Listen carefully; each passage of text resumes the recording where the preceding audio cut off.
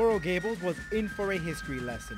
Former United States President Abraham Lincoln and American abolitionist Frederick Douglass took city residents back in time at the Coral Gables Congregational Church.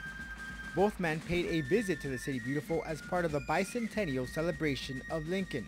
I just think that this is an easy way, a painless way to learn some American history.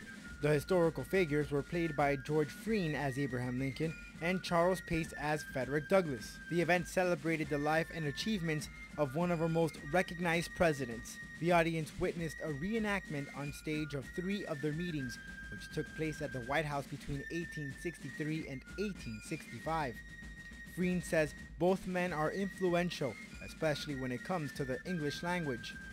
We need to know the power of words and language, and these 2 men show that.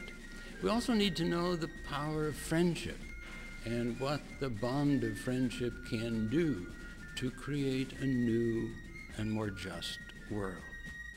Lincoln was the 16th President of the United States. He served as Chief of State from March 1861 until his assassination in April 1865. He successfully led his country through its greatest internal crisis, the American Civil War, preserving the Union and ending slavery.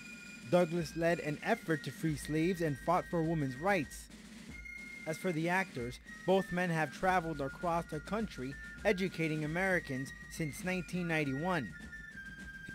History buffs got a taste of the past as the audience was allowed to ask questions to the actors in character and as scholars.